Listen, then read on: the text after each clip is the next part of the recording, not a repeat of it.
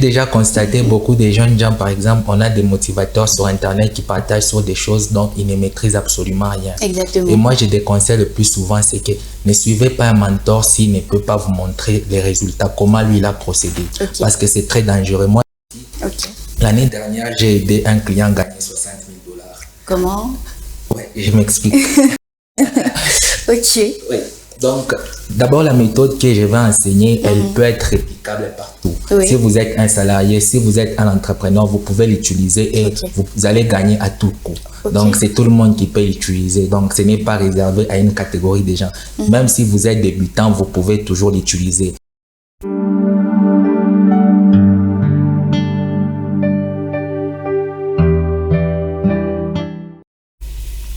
Et voilà, fidèles téléspectateurs, nous allons prendre la motivation du jour. Et comme d'habitude, ça sera avec le coach Étienne, à qui je dis bonjour et bienvenue. Bonjour Bénédicte, merci beaucoup. Vous allez bien? La santé, ça va? Ça va très bien, merci. Alors, qu'est-ce qu'on a aujourd'hui dans la rubrique motivation?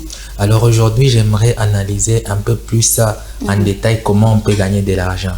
Okay. Toujours dans la même lancée comme la fois précédente, les gens disent non coach, est-ce que tu peux un peu passer à la pratique? Et plus loin, comment est-ce que toi tu fais?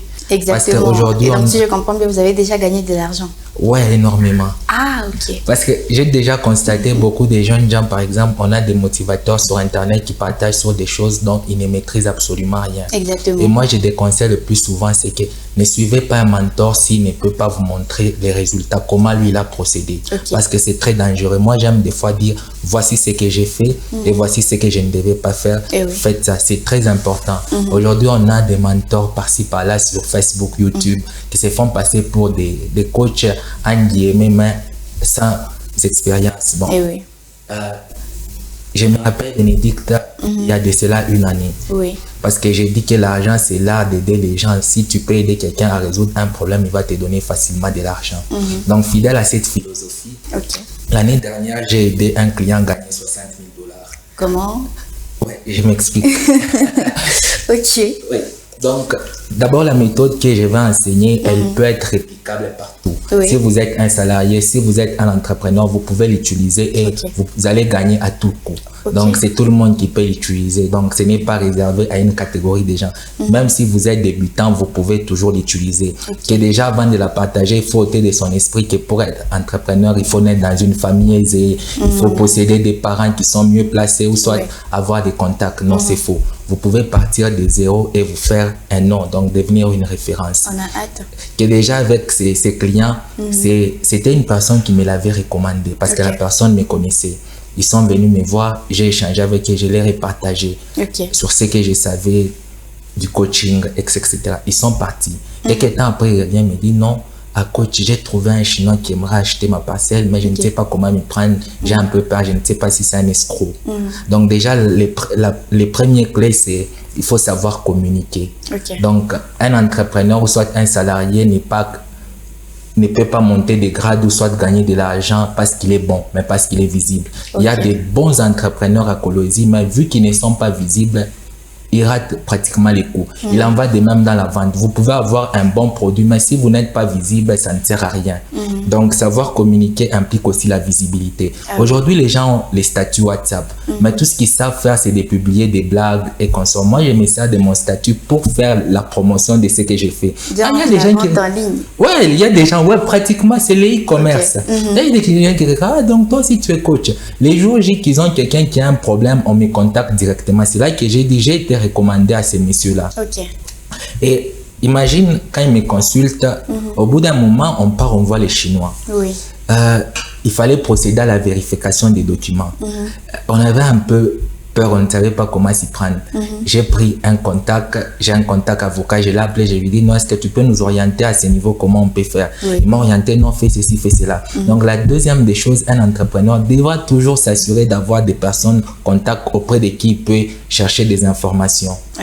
Alors la troisième des choses, c'est qu'au moment de faire la vérification des documents, imagine Bénédicte, les messieurs, ils n'avaient pas les moyens nécessaires. Donc, j'ai dû faire un sacrifice. J'ai pris de mon argent sans espoir que je puisse y gagner. Parce qu'aujourd'hui, on a des jeunes qui veulent investir uniquement dans des choses qu'ils estiment qu'ils vont gagner. J'ai investi mon argent. Juste après, d'abord, le monsieur était tiqué. Même l'avocat du Chinois était dit qu'il s'est dit, mais Étienne, comment tu prends l'argent, ton argent à toi, tu mets là à l'intérieur. Je lui ai dit, c'est comme ça, moi, je travaille, c'est comme ça, moi, je procède. Donc, il faut payer les prix. Beaucoup de gens n'aiment pas payer les prix. Beaucoup aiment prendre de l'argent, aller au restaurant, mais ne veulent pas investir dans leur business. C'est ça le problème. Ça ne va pas se développer. Le business ne va pas se développer parce que vous priez, oh non, Dieu, fais développer mon business. Non, ça ne se passe pas comme ça. Vous devez payer les prix. Vous devez y mettre de l'argent. C'est super important dans les business. Donc, voilà pourquoi tu me vois le plus souvent quand je décourage les jeunes par rapport à l'amour. Non, il faut... Parce que j'ai déjà compris un truc. Lorsqu'on a entre 20 et 30 ans, parmi les pires ennemis qu'on puisse avoir, c'est l'amour. Parce que c'est une dépense. Au lieu de prendre l'argent pour le mettre dans les business, vous dépensez sur l'amour. Et par conséquent, lorsque maintenant il faut prendre de l'argent, mettre dans les business, vous n'avez rien. Et par conséquent, le business ne se développe pas. Et par conséquent, vous perdez et l'amour et le business. Donc, si il faut choisir entre l'amour et le business, moi, j'ai choisi le business. Parce que le business peut me produire... Mais aussi la période entre 20 et 30 ans, c'est la période qui est quand même... voilà, qu'on estime que c'est la bonne période pour trouver l'amour. Voilà. Je pourrais dire, surtout en Afrique, c'est la période inappropriée. Vous savez, Bénédicte, le problème qu'on a actuellement, c'est qu'on prend les cultures occidentales, on veut Ok. Selon vous, c'est quoi la période idéale alors ici la période idéale, c'est quand quelqu'un a des revenus réguliers. C'est possible d'avoir toujours... Bon, pendant la période de 20 à 30 ans, il s'est fait que beaucoup de gens sont instables. C'est après la période de 20, donc pratiquement de 30 ans qu'on devient stable. Et généralement, ça c'est pour les hommes.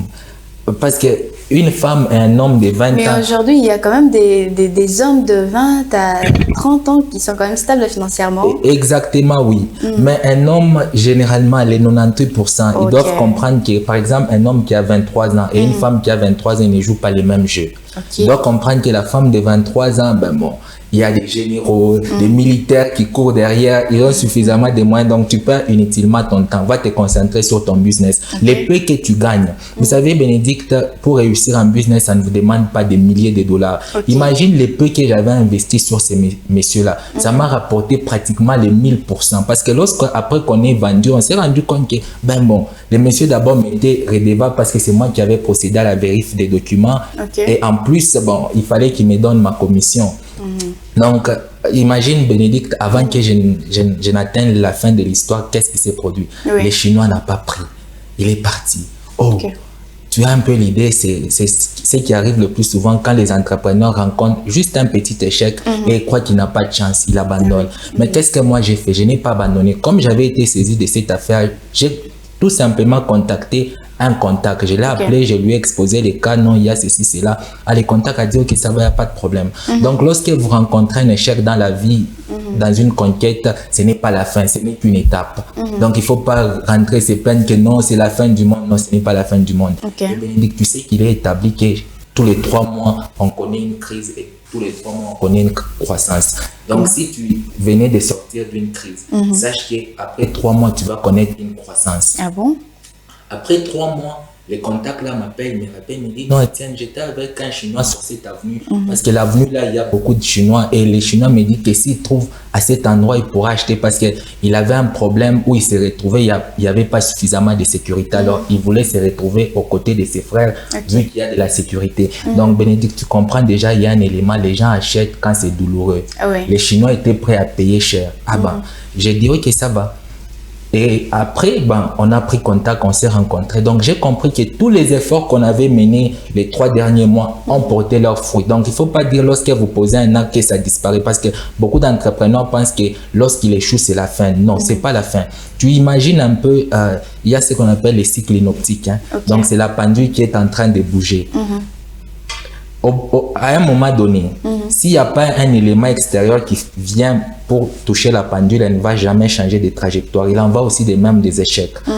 Nous sommes habitués avec des habitudes, on vit d'une certaine façon. Or que les succès, c'est les fruits des habitudes, c'est ce que vous faites tous les jours.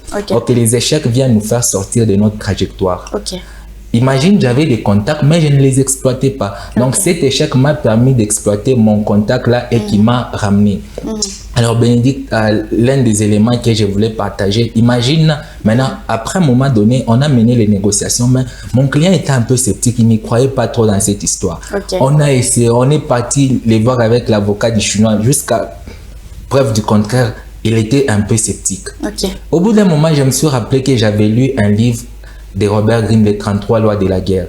Que lorsque vous voulez mener une guerre à terme, rassurez-vous de trouver la personne qui a la décision. Ok. Et je me suis rappelé que non, le monsieur ici n'a pas la décision. Ok. C'est son ami qui me l'avait amené qui décide le plus souvent parce que son ami le conseille souvent. Ok. Ah, j'ai dit, ok, ça va. Qu'est-ce que j'ai fait? Le jour J de la conclusion de la vente, j'appelle son ami, il vient là et on conclut facilement. Donc, les entrepreneurs, il faut aussi lire. Ok. Il faut chercher des stratégies. L'entrepreneuriat, c'est pas juste de la passion. Beaucoup avaient de la passion, ils sont allés droit dans un mur. Ok. Mais maintenant, coach, j'ai quelques petites questions. Je vais commencer par la toute première. Vous avez dit que vous avez investi sans rien attendre en retour. Exactement. Mais comment aussi cette jeunesse d'aujourd'hui peut également faire comme vous? Comment y arriver? Peut-être que vous, c'est dans le domaine de commissionnaire, si je ne me trompe pas. Je ne sais pas si je dois appeler ça comme ça. Je ne dirais pas que j'évolue dans ces domaines commissionnaire, vente, parcelle, non. C'est que j'évolue dans les domaines des conseils, donc je vous conseille. Ah, ok, dans le domaine des conseils, ouais. Merci. Mais maintenant, pour quelqu'un qui veut faire autre chose, parce que déjà au début, vous avez annoncé que vous cherchez à être dans le concret. Oui. Oui. Alors, pour un jeune homme, une jeune fille qui aimerait aussi entreprendre, qui entreprend peut-être, mais comment elle doit s'y prendre concrètement? Pas dans les domaines des conseils, ça, ouais. On est beaucoup plus resté dans votre domaine, mais dans différents domaines aussi. Oui, dans les différents domaines, Bénédicte, par exemple, je vais un peu sortir du domaine et aussi, la personne fait aussi les calculs avant, mais comment est-ce que je peux investir dans quelque chose dont je ne peux rien gagner? Mais c'est perdre quoi? Non, d'abord, tu dois savoir qu'un projet demandera toujours plus d'argent et plus de temps. Ça, il faut s'y attendre. Beaucoup sont déçus parce qu'ils pensent qu'il investit les premiers mois, les seconds mois et ça explose. Non. Dans l'entrepreneuriat, tu seras des fois obligé à travailler 2 fois plus dur. Ok. Alors, concrètement, comment un entrepreneur peut s'y prendre? J'ai déjà constaté un truc. Les informations varient avec les niveaux. Par exemple, il y a, tu vois, les jeunes hommes qui se mettent souvent au coin des rues, ils n'ont rien à faire. Okay. Au bout d'un moment, ils ont les informations que Bénédicte en a pita, Bénédicte en a redire. Ce sont les informations qu'ils ont.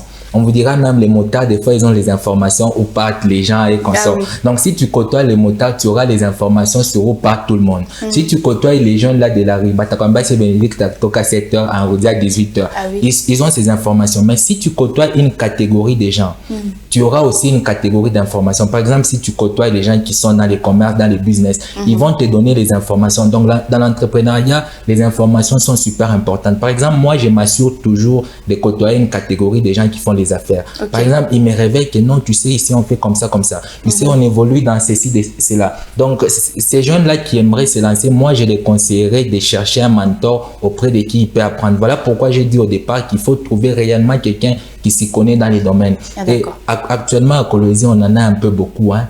Donc, des gens qui se démarquent un peu. Donc, des gens qui ont des informations, par exemple, des informations viables sur les business. Okay. Il peut te dire, Bénédicte, investis dans ça, ça peut te rapporter ça, parce que moi, j'ai investi dans ça. Okay. Et moi, je le dis souvent que si je devais repartir à zéro, moi, je choisirais d'avoir un mentor. Parce qu'un mentor, il peut m'aider à économiser du temps et de l'argent. Voilà, et donc c'était là notre motivation du jour, coach. En une phrase, que nos téléspectateurs qui sont en train de nous regarder puissent aussi retenir quelque chose, peut-être en une phrase. En plus bref, vous allez finir avec la conclusion de cette motivation du jour. La seule phrase que j'aimerais tant partager avec les jeunes, c'est que ne restez pas invisible. Okay. Sortez de là que vous vous cachez, exposez-vous, et cela en vaut la peine. D'accord. Merci beaucoup, coach. Merci. Et donc, c'était là notre rubrique motivation du jour. Le coach Etienne venait encore une fois de nous ajouter quelque chose sur l'entrepreneuriat. Et donc, vous qui aspirez à entreprendre, j'espère que cette motivation du jour vous a également aidé ou que vous soyez